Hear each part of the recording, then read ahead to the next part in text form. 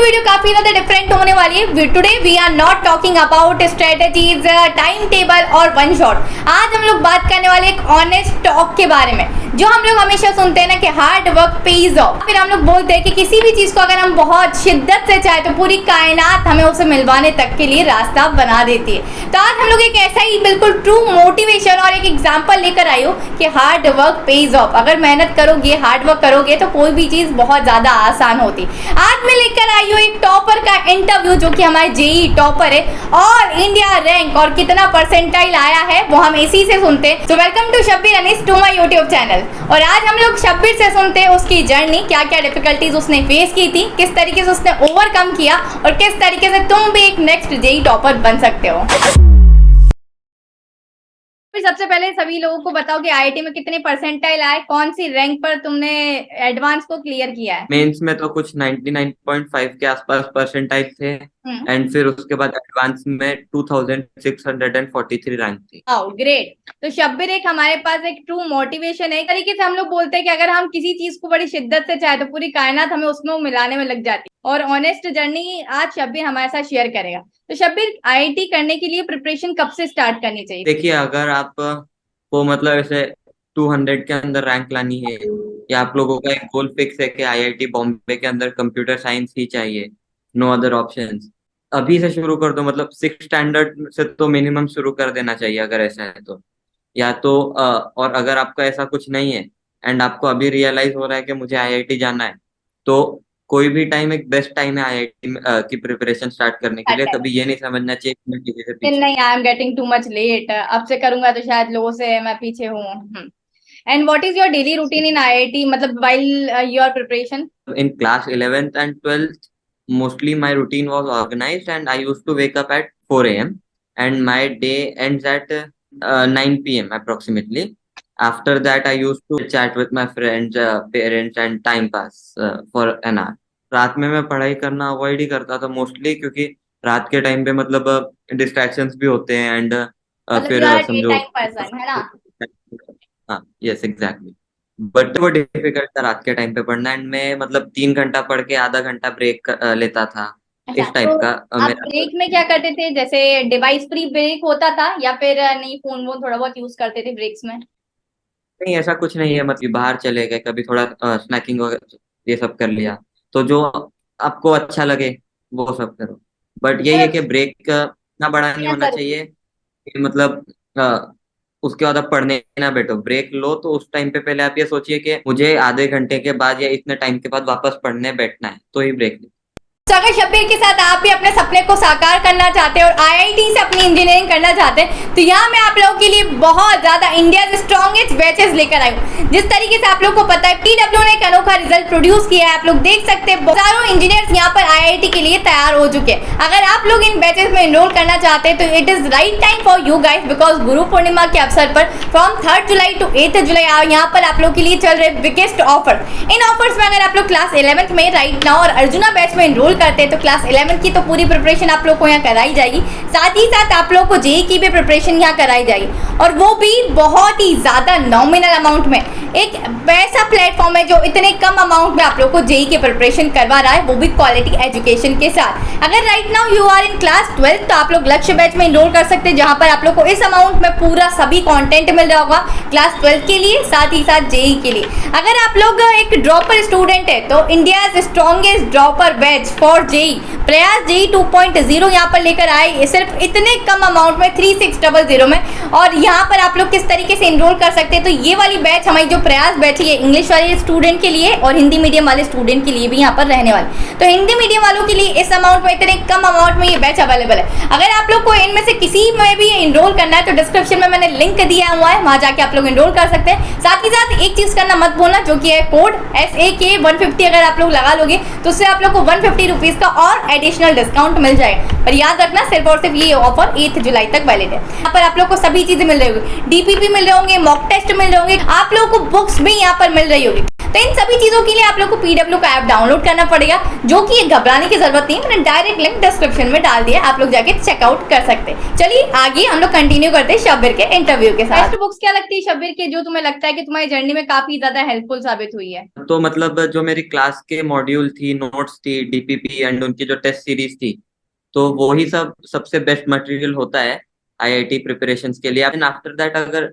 आपके पास टाइम बच रहा है हाँ। तो फिर उस टाइम पे आप दूसरी बुक्स कर सकते हैं। जैसे मैंने ऑर्गेनिक केमिस्ट्री के लिए MS चौहान सर की बुक की थी, फिर फिजिकल केमिस्ट्री के लिए नारायण अवस्थी और नरेंद्र अवस्थी, ऐसा कुछ है, मैं नाम भूल रहा हूँ शायद। हाँ। और इनऑर्गेनिक केमिस्ट्री के लिए JD ली, फिर मैथ्स के लिए सिंगेज और अमरनाथ आनंद सर की बुक है, फिजिक्स के लिए galaxy physics and Irodov's are best books. अगर फेवरेट सब्जेक्ट की बात करूँ तो कौन सा फेवरेट सब्जेक्ट लगता था? फिजिक्स, क्योंकि फिजिक्स में आपको लोग ऐसा होता है ना कि समटाइम फिजिक्स से डरते हैं कि नहीं यार फिजिक्स है, बाकी सब कुछ सॉल्व हो जाता है, फिजिक्स नहीं होता है। एंड तुम तो बोलते ना ऑड वन आउट होते हैं, उसी में से तुम एक हो कि जिसको फिजिक्स बहुत ज्यादा मोस्ट फेवरेट सब्जेक्ट लगता था। बस एक पर्सपेक्टिव बदलना होता है आपका, कि हाँ मतलब जो correct. Thinking skills and imagination skills है वो डेवलप हर किसी की हो सकती है। तो करेक्ट। अगर आपके अंदर स्किल्स डेवलप हो गई है एंड आपको कोई सब्जेक्ट पढ़ने में मजा आ रहा है, तो मतलब हमारा आपको माइंडसेट सब्जेक्ट पे पे डिपेंड है कि हम किस तरीके से उस सब्जेक्ट को ट्रीट करते हैं। अगर हमने सोच लिया कि ये बोर ही है, तो हम शुरू से आखिरी तक हमारा माइंडसेट ये है कि फिजिक्स पढ़ने बैठेंगे तो हमें नींद आनी ही है।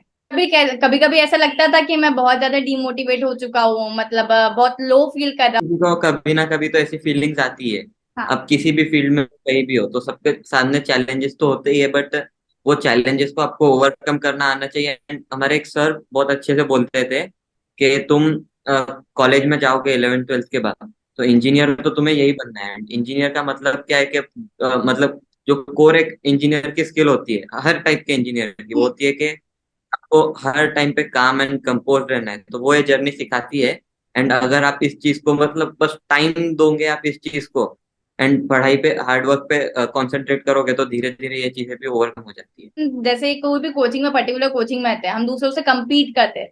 समटाइम्स हमारे मार्क्स बहुत कम आते हैं हमारे एक्सपेक्टेशन से। उस टाइम पे हमें ऐसा लगने लग जाता है कि शायद इस पर्टिकुलर टाइम पे तो मुझे ऐसा लग रहा है कि मुझे गिव अप कर देना चाहिए, या फिर मतलब मेरी तो जेई अब क्रैक होने से रही। मतलब मुझे लगता था कि हर किसी को लगता है, बट कि मैं हमेशा मेरे पेरेंट्स से, मम्मी पापा से बात करते रहता था दिन में एटलीस्ट एक या एक बार तो उन लोगों से मैं बात करता ही था। तो वो लोग हमेशा मुझे बोलते थे कि बेटा कोई बात नहीं, हो जाएगा हो जाएगा, आराम से पढ़ाई करो। तो वो जो चीजें होती है वो हर किसी को मतलब पेरेंट्स का चाहिए सपोर्ट होती है। होना बहुत जरूरी होता है। करेक्ट। उसके बाद थोड़ा हाई फील होता था कि अब पढ़ सकते हैं पढ़ सकते। एंड हो जाए। जब कोई क्वेश्चन नहीं सॉल्व होता था तब क्या होता था? तब क्या करते थे? What is the solution? तब स्टार्टिंग के फेज के अंदर तो मतलब चिढ़ आती थी, बट देन जैसे जैसे ही टाइम निकला तब समझ में आया कि जो क्वेश्चन सॉल्व नहीं हो रहा है, तो उसके लिए आप सबसे पहले तो टाइम दीजिए उस क्वेश्चन के ऊपर के ये क्वेश्चन का सॉल्व करने का और तरीका मेथड्स क्या है। जब भी नहीं, तब भी नहीं हो रहा है तो फ्री टाइम में या जब लंच कर रहे हो, डिनर कर रहे हो, तब थोड़ा सा सोच लीजिए एंड फिर थोड़ा ट्राई कीजिए। तो ऐसे थोड़े एक आध दिन तक कीजिए आप किसी क्वेश्चन के ऊपर जो एकदम डिफिकल्ट क्वेश्चन टाइप है। एंड फिर भी अगर नहीं हो रहा है तो जाइए, आप आपके जो भी मेंटर है या जो आपको सब्जेक्ट में गाइड करते हैं उनके पास जाइए, या फिर ऑनलाइन सर्च कीजिए ना। और आईआईटी की प्रिपरेशन करने के लिए हाउ लॉन्ग यू स्टडी, कितने घंटे हमें मिनिमम पढ़ने चाहिए? तो मतलब सबका अपना अपना होता है। जैसे कुछ लोग होते हैं जो आप देखेंगे, मतलब जो अच्छे टॉपर्स होते हैं, टॉप 50 वाले भी, अगर आप उनके भी इंटरव्यूज देखेंगे तो वो लोग बोलेंगे मैं तो 4 ही घंटा पढ़ता था। हाँ। कुछ बोलते हैं करेक्ट। पढ़ता था। तो वो हर किसी की ग्रास्पिंग पावर पे भी डिपेंड करता है।